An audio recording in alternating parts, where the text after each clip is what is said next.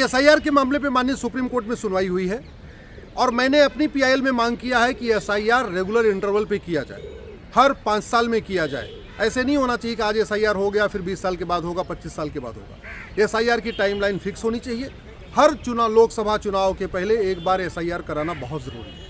मैंने अपनी याचिका में भी कहा है कि 5 करोड़ से ज़्यादा भारत में फर्जी वोटर हैं और ये जो 5 करोड़ फर्जी वोटर हैं इसमें बहुत बड़ी मात्रा में विदेशी लोग हैं, पाकिस्तानी भी हैं, अफगानिस्तानी भी हैं, रोहिंग्या भी हैं, बांग्लादेशी हैं और कुकी भी हैं जो म्यांमार से आए हुए। वो भारत के नागरिक नहीं है, फिर भी उन्होंने सारा डॉक्यूमेंट बनवा लिया है और डॉक्यूमेंट बनवा के वोट कर रहे हैं। मैंने अपनी पिटीशन में ये भी कहा है कि ये घुसपैठ जो हो रही है, बड़े प्लान्ड वे में डॉक्यूमेंट बनवाया जा रहा है, इसलिए फर्जी वोटर आईडी बनवाना, इसको ऑर्गेनाइज क्राइम डिक्लेयर किया जाए। मैंने अपनी याचिका में भी कहा है कि जो फर्जी वोटिंग हो रही है ये हमारी राष्ट्र की सुरक्षा के लिए खतरा है, ये हमारी एकता अखंडता के लिए खतरा है, ये हमारी डेमोक्रेसी के लिए खतरा है, क्योंकि वोटिंग का अधिकार केवल और केवल भारतीयों को मिलना चाहिए। इसलिए जो लोग फर्जी डॉक्यूमेंट बनवा के वोट कर रहे हैं इनके खिलाफ लीगल एक्शन लिया जाए। अभी एसआईआर में केवल नाम तो कट रहा है लेकिन कोई लीगल एक्शन नहीं हो रहा है।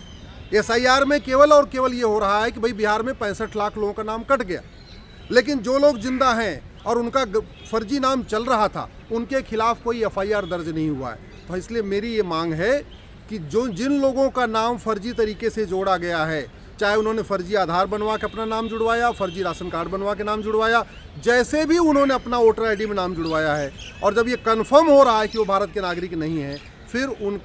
उनके खिलाफ एफआईआर भी होनी चाहिए।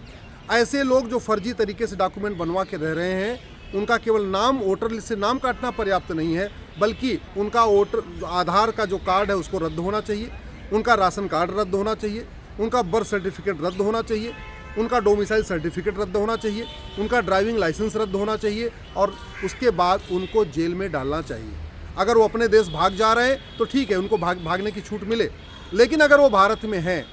तो केवल और केवल वोटर लिस्ट से उनका नाम काटना पर्याप्त नहीं है, बल्कि उनको पकड़ के जेल में डालना जरूरी है। उत्तर प्रदेश में डिटेंशन सेंटर बनाया गया कि एसआईआर के दौरान जो लोग अवैध रूप से पकड़े जाएंगे उनको डिटेंशन सेंटर में रखा जाएगा, लेकिन पूरे देश में ये व्यवस्था नहीं है।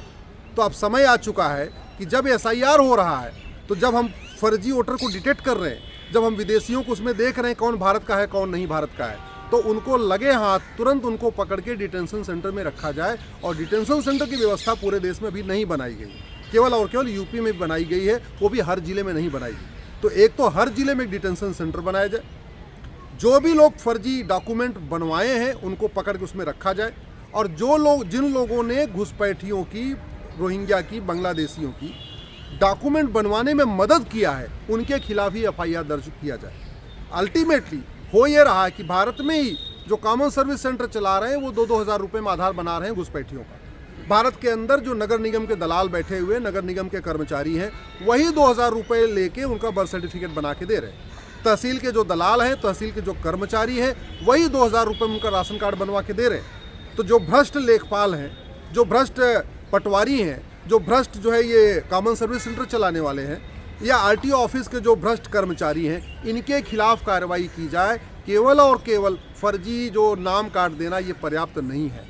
मैंने अपनी पीआईएल में भी मांग किया है, ऐसे लोगों के खिलाफ जो घुसपैठियों की मदद करते हैं उनके खिलाफ एनएसए लगाया जाए, यूएपीए लगाया जाए, ऑर्गेनाइज क्राइम की धारा लगाई जाए, उनके खिलाफ तत्काल उनके खिलाफ एफआईआर दर्ज किया जाए और उनको जेल में डाला जाए।